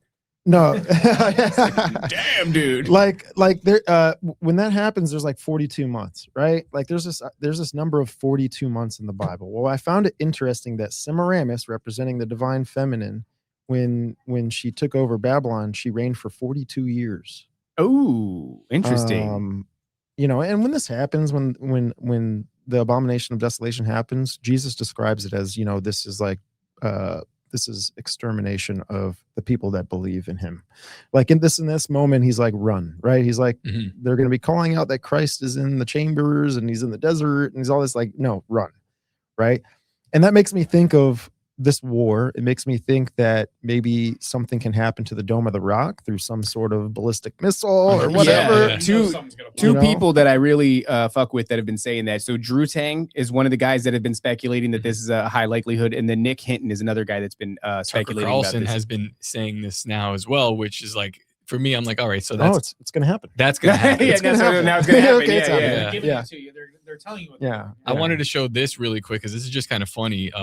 When we're talking about the liberals, so like, look at number 5 the here. Save America Act. Yeah, no transgender mutilation surgery for children without the express written consent of their parents. How is that? People have insane parents. Yeah, I know, That's but what I'm saying. this is what like people are they'll attribute this to Trump and say, oh, he hates the trans, and I was like, no, Yeah. no, he's okay with it just so as long as it goes along. He does such a- You can still mutilate a kid. That's Exactly. crazy. As a father, I'd be like, yo. But that's exactly what people have been subjected The to for all problem this is time. that's what he's always been. Yeah, milquetoast and retarded. Yeah, There's but only 2 genders, by the way. what I have to argue with these people about is like they're saying he's outright evil. I'm like, he's not. Yes, from my perspective. Yeah, and clearly written down. Like if you can sign that, be like, yeah, sign him up, bro. Just chop it off. Don't worry, you're still gotta write a going to be couple more able to trans your child. I'm just going to need that notarized. I want everybody to know. And then you can cut it off. Official stamp. We're going to let everybody trans their children. Yeah, but it sounds like to the normie, if you are Trump adjacent, then what you hear is like, yeah, the first sentence. Yeah. Right. You hear the first sentence, and we are sitting here hearing the second sentence, which is, you know, all it requires is parental consent, which is like, all right, great. That's not really. That's nothing. That's not a step in any positive direction whatsoever. But this guy's bringing in a new Christian nation. Right. He's going to usher in the return of Jesus Christ. And I also love that this So is long a guy, as you have consent from your parents. when he got back into his second term here, one of the things that he said really early on was, you know, I signed paperwork confirming that there are only 2 genders, and fucking everybody went wild. Oh my God, Trump said there's only 2. Just like, number one, you dumb shits, there's always only been 2 genders.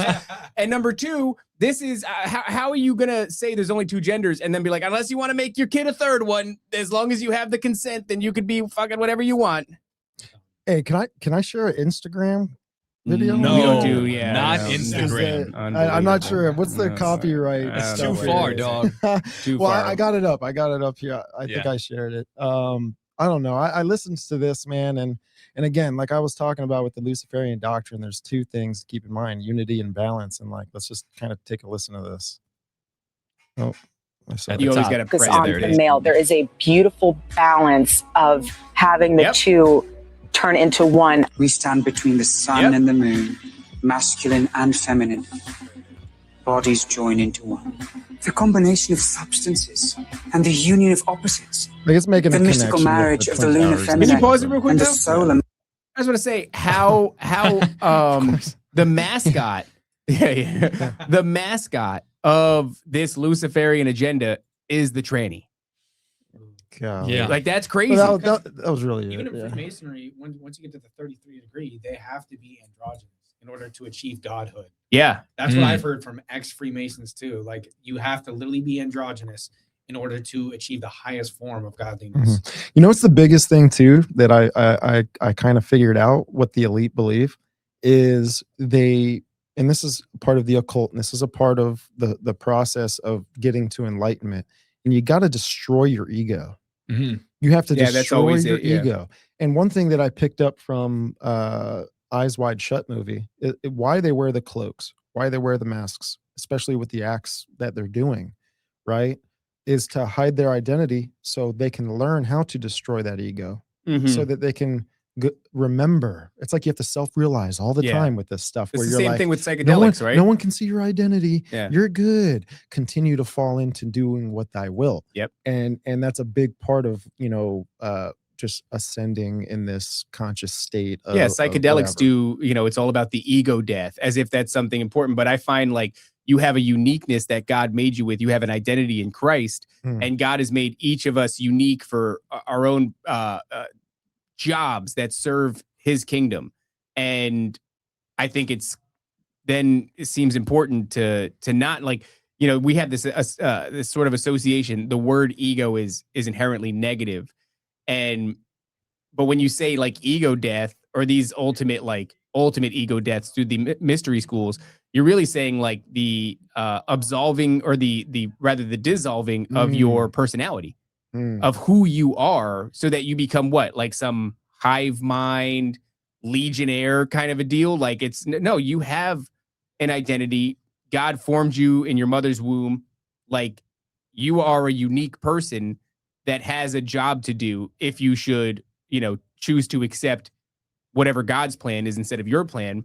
You're a tool that's been made very uniquely. So I don't think that we should be.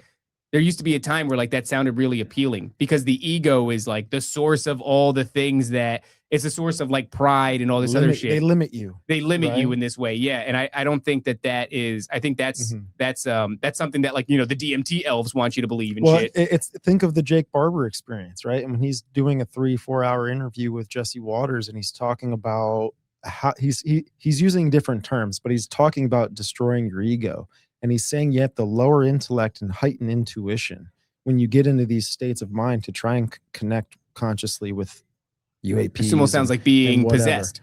Yeah. Well, look, I mean, Still Reserved here said an empty vessel, right? So that's very interesting, because the idea is like empty your mind, empty your vessel, get rid of your ego, dissolve this thing, and then what? Well, what do you do? Well, I think what happens after that is coagula. So you have dissolve and coagula on the forearms with of what? Baphomet. Yeah. Think of it like out of 1 becomes 2, out of 2 becomes 3, and out of the third becomes the fourth. Yeah. It's a chaos destruction, and then out of that you learn, and you've filled the gaps, and you've evolved from the previous person who you were. Which I think is really just like evolving from the previous person you were, emptying your vessel, dissolving your ego, you name it. How dangerous is that when, number one, you're not grounded in Christ, right? You don't have the Holy Spirit in you. And we live in a realm where things seek to possess us. Well, it's just like actors in Hollywood movies. Yeah. They literally have to absolve themselves of any unique individuality self they have. Yeah. Portray this person. And in order to do that, they bring on demons into themselves to portray this certain actor. Yep. It's just they become an avatar for the demons. Yeah. Exactly. And there's an identity with it. Sasha Fierce and all this other stuff that these celebrities, they duplicate themselves, but it's the clip off of themselves. Yeah. Who's the guy that played the Joker? Heath Ledger. Heath Ledger. Yeah. He became the Joker, ended up committing suicide. Same thing with Jack Nicholson, became the Joker. He said it was like one of the craziest, points of his life. There's a couple of people that have played the Joker and have said like, yeah, it's a almost like there's conspiracies about it. Like the spirit that fills a person when you're channeling that character is like a fully realized spirit. He's a much darker character than we like to think, because it's like a children's cartoon in a way.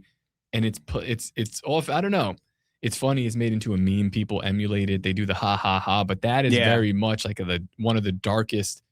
That's the darkest kind of psyche you can put yourself into. But something else that's interesting is the Superman character. When people seem to play him, they seem to fall to an unfortunate demise. Skiing. Yeah, while they're skiing. They're skiing off a horse. I mean, oh gosh. Strange things happen to them. Right? I think that if you were of the occult proclivity, you might say this is a tulpa, this is an egregore, and then you could speculate from that point that it has been thought about and focused on and embodied so much that it's fully fleshed out. Yeah, when you call its name. Now when you call its name, you're getting a whole package. This whole spiritual realized entity with all this baggage from all these people that have, summoned it and channeled it and thought about it and explored the ins and outs of its personality, they've given so much attention to this thing that when it does show up, it's you got a whole, like, the thing that's coming in you is the same thing that Jack Nicholson experienced, the same thing that Heath Ledger experienced, and you could probably experience it. You think about the kid that did the Dark Knight shooting. Like, it's weird. He dyes his hair. I think he was trying to dye his hair green or some shit. It was all like burnt orange and everything, which is what you have to go through when you first dye it. And he Nephilim. was, yeah. Well, I mean, obviously, right? If you go to Paul Staub's work of Understanding Conspiracy, all the connections that he draws between the visage of the clown and what a Nephilim actually look like, I think he's got a lot of fascinating points to make on that topic. And so maybe this thing, the Joker, is a lot closer to the truth of the nature of an entity, excuse me, than we give credit because it's in a kid's cartoon. Well, Aleister Crowley said this, and I forget what book he said this in, but he said the greatest way to invoke an entity is by acting and is by theater and art, he said. And so that's what Paul says. He says, dress like the entity you want to inhabit you. And then you look at like ancestral worship, while they're doing their tribal dances and they're dressing like these spirits and they have these big wooden masks on and they're, they somehow make the tents dance. I don't know how they make the tents dance, but, they are trying to be possessed by this ancestral spirit or this nature spirit. And so one of the things they're doing, they're going into states of altered consciousness through drug use or substance abuse, whatever. And then they're dressing like this thing that is non-human. So yeah, it's all part of the thing. If you want to get blapped up by it, you got to dress like it. So, which is what acting is. There's something that talks about androgyny here. I want to pull it up, and it's this lady talking about the Talmud and what Israel really kind of believes and what they're trying to do. I forget how old this is. Israel News Live co-host. I'm not going to say I'm not going to say anything. I'm not going to say anything. Go ahead. Let her. It's really interesting what she says. Okay. Now they are building their own kingdom. It's the Jewish earthly kingdom with headquarters in Jerusalem, where their AI Messiah will be, and they're going to rule the world through the law. It will be international, one law, one religion, basically Luciferian religion. So yes, in a Talmud, this is the Jewish earthly kingdom, and this is why the Zionist Christianity have embraced Kiliism, and this is how Jews and Christians are getting together, and Christians are so deceived thinking that they're working for the good thing, for the Jews, like they're helping the Jews. The Jews are supposed to get this kingdom. Yet this is Zoharic doctrine, and it does not have good intention. As I said, that they want to rule the world, they want to get Gentile riches, and they want to rule the Gentiles. They don't consider the goyim.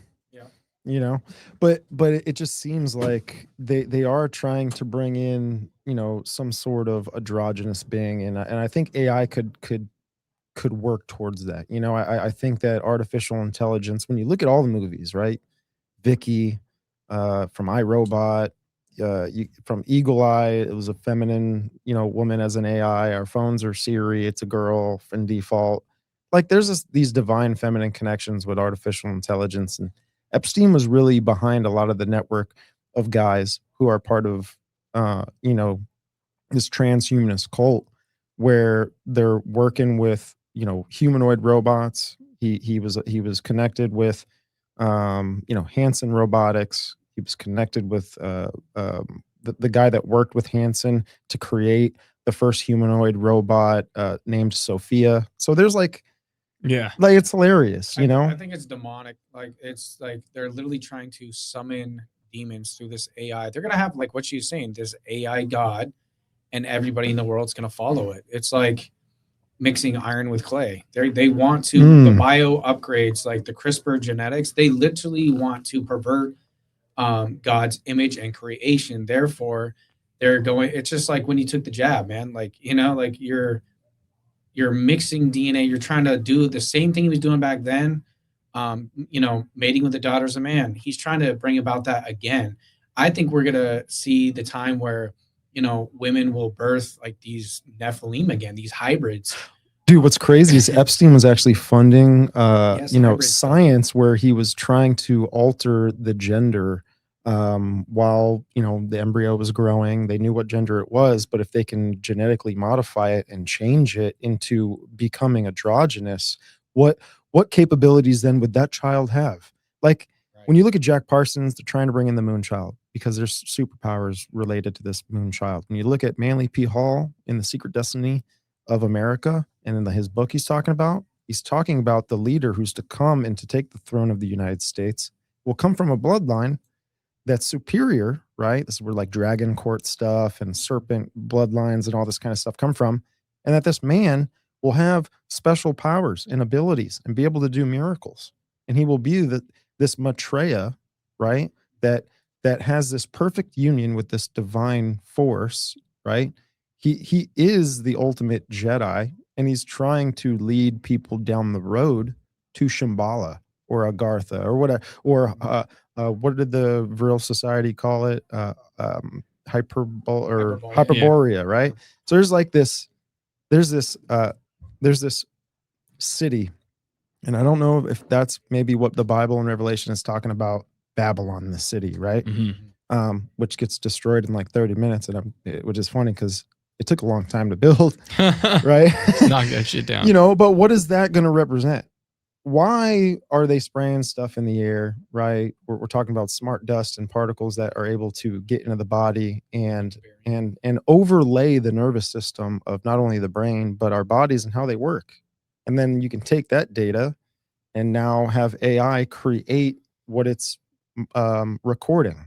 And so now you're duplicating a whole digital world of our real world, you know, and it's like, what are they trying to? There's always this term Atlantis, right? Like there's like this city, you know, Atlantis. and They're it's trying to make the new Atlantis is what they're trying you know, to do. the ancient Tibetans call it Shambhala, and this is a mystical place, right? And the Maitreya is like the king of Shambhala, you know, the one that led mankind into escaping this prison planet. You know, like I think that's going to be part of it, you know. They play off that whole thing in the Assassin's Creed series. So there's one installment in particular, I think it's like Assassin's Creed Odyssey, where there is like DLC for Atlantis, and I don't exactly know. DLC is also made by Jeffrey Epstein. Son of a bitch, right? Like, come on, dude. And you know, that series in particular, Assassin's Creed, starts off really fascinating in its first installment because there is you know, like your character is digitally inserted into a virtual reality world where he is living the memories of his ancestor. But outside of that, when he's in the corporation that plugs him into the VR, there are all kinds of conspiracy, what would you call them? Easter eggs.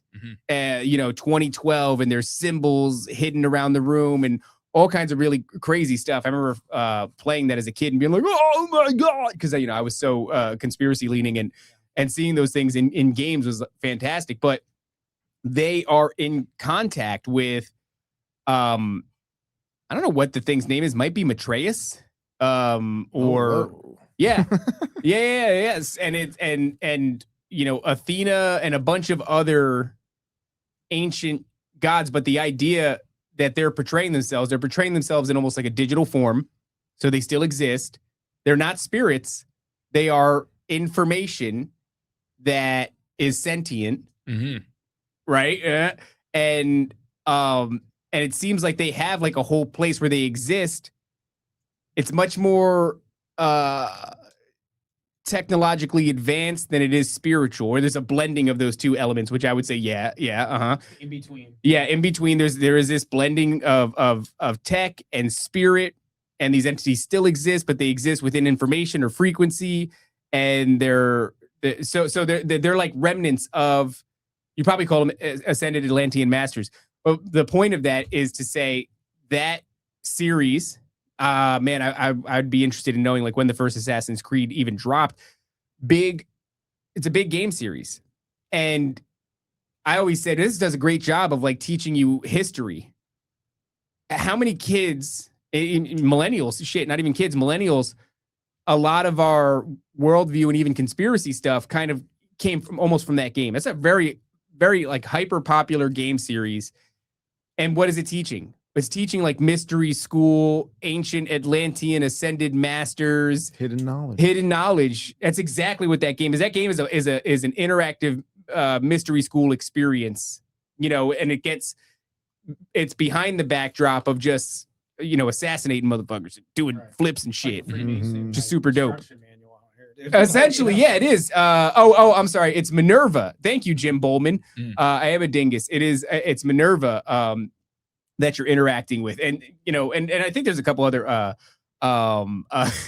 sorry, I just saw Still Reserve. No, image of Sancho says Raven is blended with straight and gay. You son of a bitch. But yeah, man, don't pull that up. It's a really interesting game series that I think it's probably guilty of 9 truths and 1 lie. You know what I mean? It's feeding you this narrative. It's absent entirely of Jesus. Yeah. There is no Jesus. It's an entire omission. But there is all these other elements. What it does appear, though, is that they're looking for, like, when we were talking with Nathaniel Gillis, it appears like they're looking for the star child, the Neo. Yeah. Because there is this digital realm that's being created right over the physical realm. And I don't know, like, if you believe the pop culture and the stories of what we hear, they are looking for a person that can interact with possibly both of them. This is what the gifting fields are about. This is what the abduction is about. This is what the bloodlines are. This is what the breeding programs are. They're trying to create, introduce, inhabit they're doing, like, I don't know, maybe 10 different methods to find this one person. Yeah. Is that the Antichrist? Is that a created person? I don't know. They always have an Antichrist for every generation. They always want to have one on standby because they don't know the day or the hour that Jesus Christ is coming back.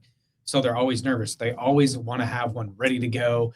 It has the most, like, you know, dark, evil powers and it has to be high up there in the physical and spiritual. Well, it seems like they can get an Antichrist pretty readily because every generation has had 1 or 2 or 3 or 4. Yeah, it's like whatever. That's just a facilitator of a thing. But the image, when that Antichrist suffers the head wound and he gets revived, does he get revived or does he get replaced with this image? Is this what they're looking for? Is that like smooth transition? Does it have to be that way? And possibly if that person does have these like supernatural capabilities, which is why, you know, you've had aliens, you have Aleister Crowley, you have everybody looking for this one thing. Is this the time? Does it exist now? Can we bring it to fruition here today? If so, we need this tulpa in place. We need this homunculus Antichrist figure in place to kill it, replace it, go forward. Yeah. And I think there's something to when Nimrod died, right? He went up into the stars, right? This is like what they believed in. And so Semiramis, what happened after that, the story goes, she got immaculately concepted, right? This was Nimrod's wife. She got immaculately concepted by a sunbeam that touched her stomach. And, you know, it was the spirit of Nimrod. She got goy beamed. Right. and I think, I'm wondering, you know, if this is how it's going to play out, because when she birthed the child, she ended up marrying the child because it was the spirit of her husband. Right. So it's not necessarily like her kid. Right. And when you look at Neo representing that child, right, in the movie, there was a divine feminine as called Trinity. Like he could not do what he could do without Trinity. Right. You remember that, right? And so I think the same thing is going to happen for the Antichrist. Is what is the life that goes into the image of the beast? Why are all the occultists and the dark forces discussing that this life force energy has feminine aspects to it, you know, and so you know, Erica Kirk is going to give birth to a child that she is then going to marry. Ian Malmstrom. And it's going to have Ian Malmstrom. And it's going to have the spirit of Charlie Kirk in it. Yeah, I mean that is a good catch too. That Trinity in the Matrix, like that character, they tell you so much. Right up front. When you said that Nimrod went to the stars, can you elaborate on that a little bit? Because it's reminding me of the Egyptian mythos. It's apotheosis. That's all it is. It's you know, when the idea comes from the Capitol building, you know, where George Washington is up on the ceiling for the Baphomet stance. It's called the apotheosis of George Washington, but the process of reaching godhood that they believed was that you died and you came and you reincarnated.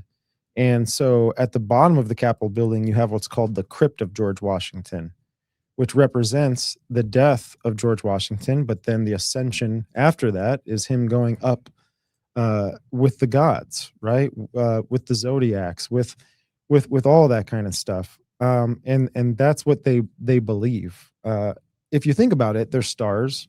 Angels are referenced as stars biblically. And so maybe that's a part of the fallen angel theology when this was taught, was that they want you to think when you go to heaven, you go with them.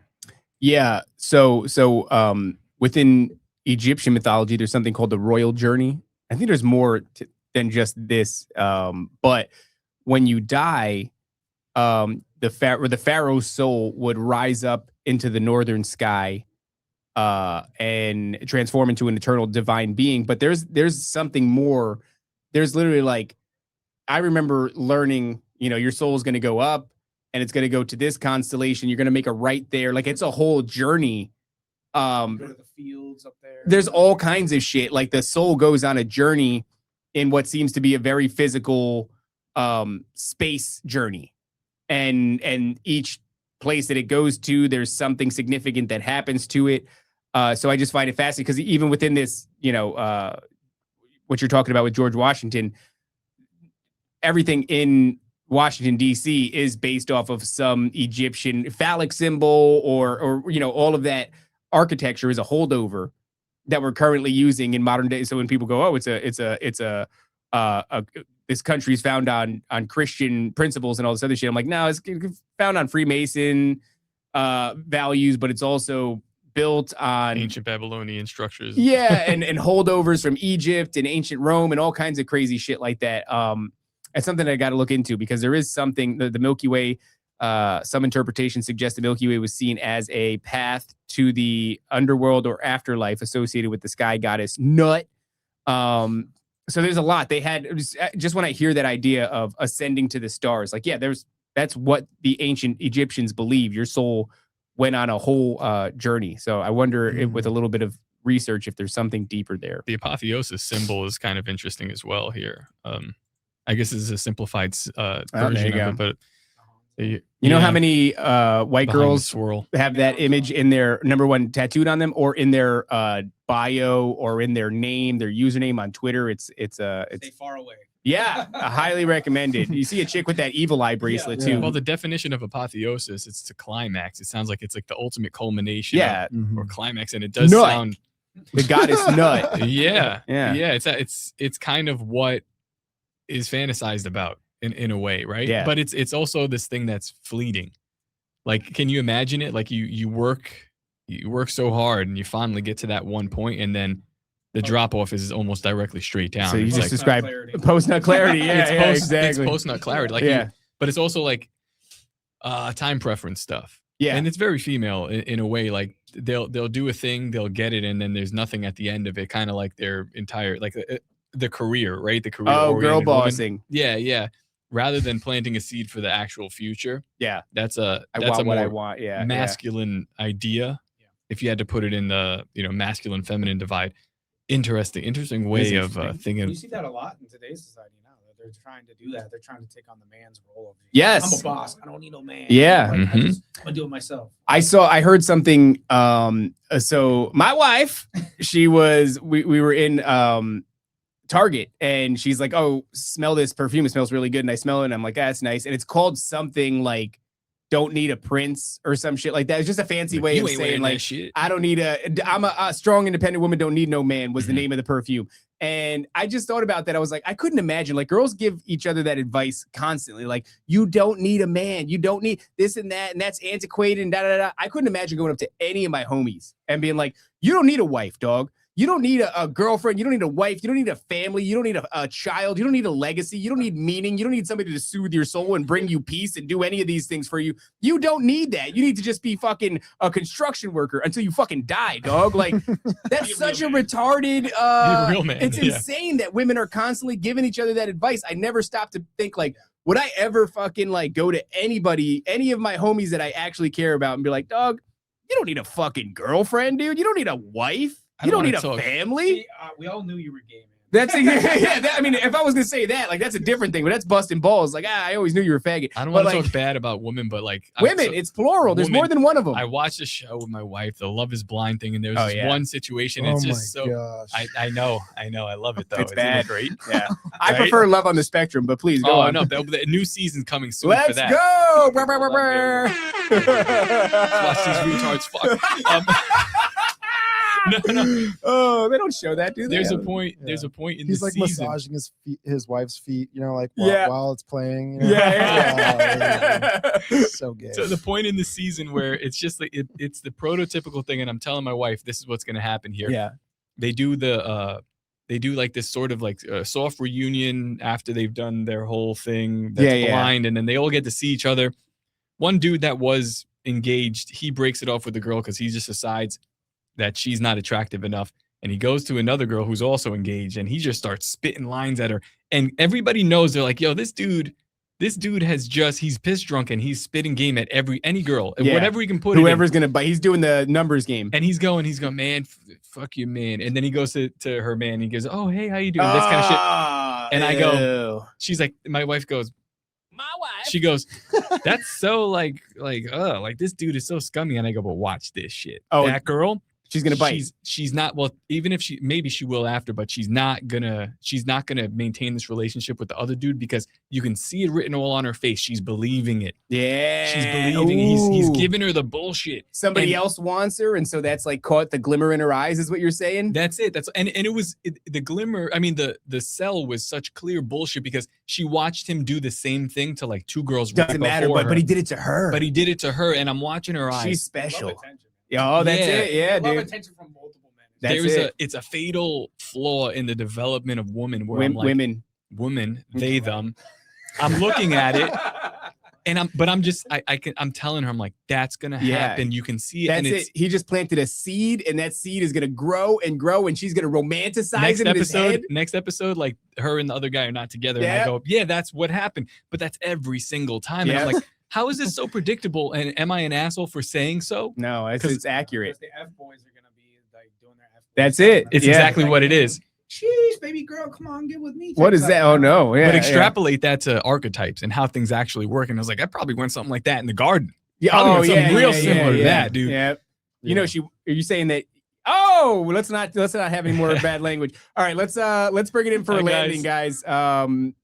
That's why I was doing the Yeah. The kids are here. Top's kids just came in. Hi, guys. All right, so well, before we get out of here, this is an awesome conversation. Let's remind the audience one more time where everybody can find Biblical Hitmen. Yeah, appreciate you guys, man. Taylor, good to see you, man. Thanks for coming on with me. The Biblical Hitmen, YouTube, audio platforms, social media. Come check the show out. Doing a lot more lives now, trying to interact more with the crowd. And the thing about the lives is whenever I find myself doing some deep dives and connecting some things together, I just want to share it with my audience now. And so that's what the lives are. They're gonna good start for that focus too. on. Like I said earlier, the chat is like my counsel. Like whenever I do live shows and I'm not a lazy piece of shit, like a solo show, the bouncing off of them, it's just like having great community. They're a fantastic community, time and a goes lot of them are by. smarter than I am. That's for sure. So yeah, makes it more interactive, and the time goes by a lot faster. so Yes. it's fun.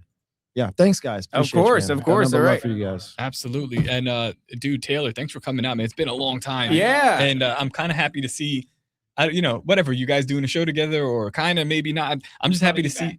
Yeah. Happy to see you guys back together. It's really cool. This was a fun episode too. I just wish I had a little longer. I'm sorry. No, that's you're all good, right. brother. You're good, man. We should have invited the kids on. All right, let's wrap it up. Guys, another great episode and another Friday. Like the end of the week. Thanks for hanging out with us. And until next time, don't forget to obey, submit, and comply. We'll see you later. They bred with daughters of men.